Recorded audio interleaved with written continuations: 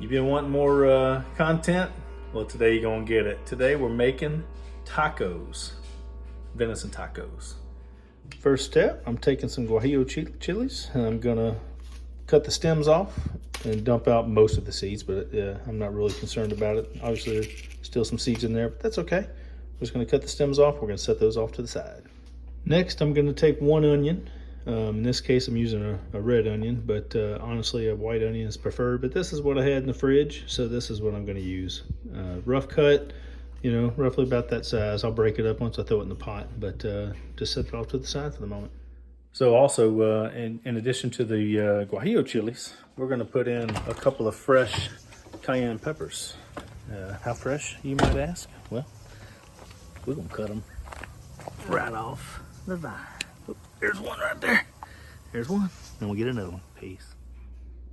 Okay, for the meat we're going to use, the protein of choice today is going to be the venison shank. You know, this cut of meat often gets a bad rap for being very tough, and which it is if you don't cook it right. And as you can see, it's got a lot of connective tissue, but not to worry, it's going to cook down nice and smooth, boy. And all this, believe it or not, will be able to be shredded up, much like a pulled pork, if you will.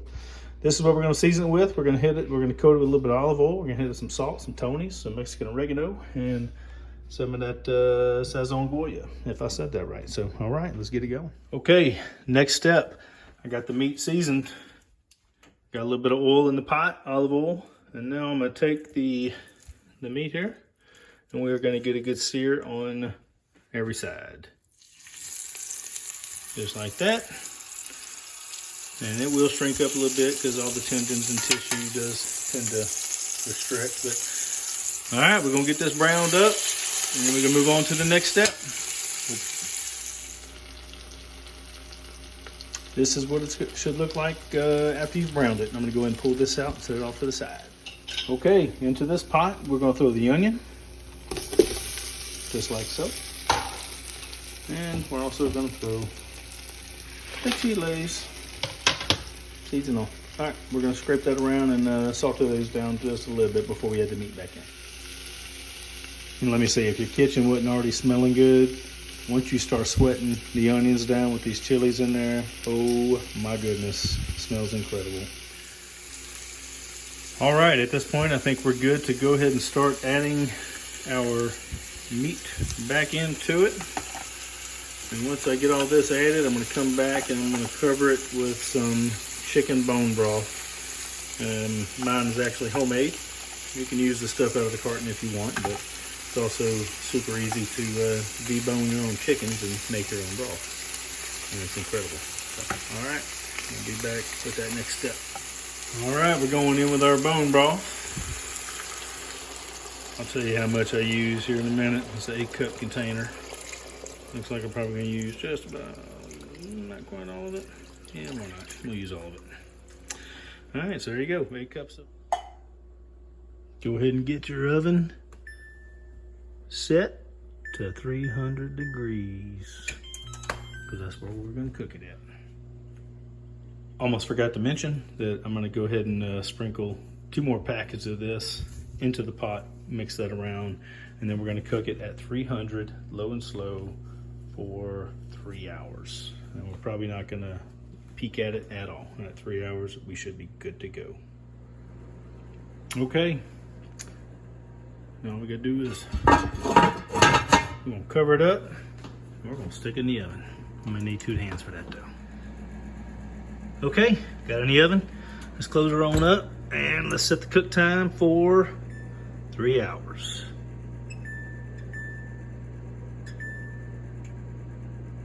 Start. All right, we'll be back. All right, time is up. Let's go ahead and pull it out. Let's see what she looks like. Oh yeah, that's what she looks like. Let me go ahead and grab some a fork. We'll see how tender it is. All right, not a fork, but next best thing.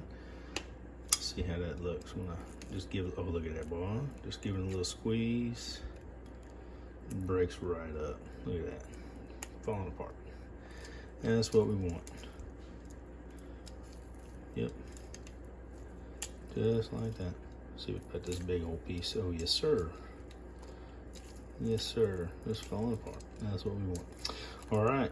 Super tender. Let's go ahead and pull everything out, and we'll separate everything and move on to the next step.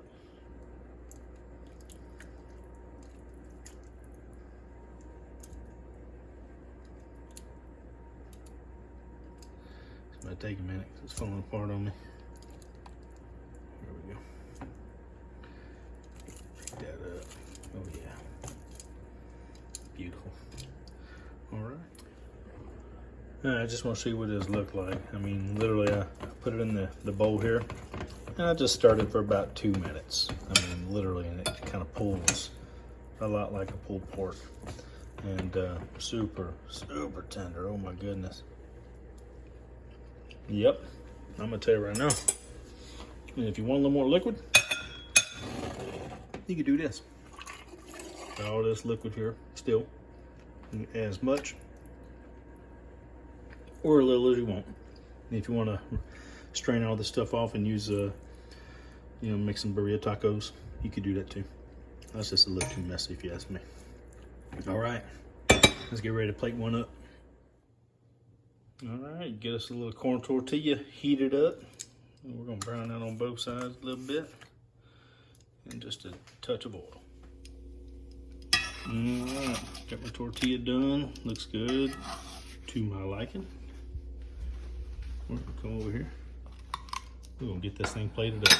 Now look, I recommend keeping it simple. I don't overthink it, and I don't overdo it. Some meat on there, maybe just a little bit more. I'm gonna throw a little pico. Now, can you imagine what this would be like with some fresh homemade pico from the garden? Unfortunately, this is store-bought. I'm gonna throw on a avocado. Why not? And top it off with a little cilantro. And I'm gonna tell you right now, that, my friend, is a work of art. All right, let's give it a shot. All right, here we go. No sauces, no nothing. We're just gonna go in just like that. We'll see how she tastes.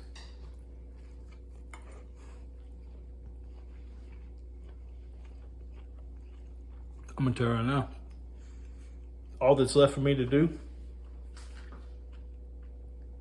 is to move down to San Diego or TJ, get me a food truck and go into business. Come on, this is good, that's where it's at. Base.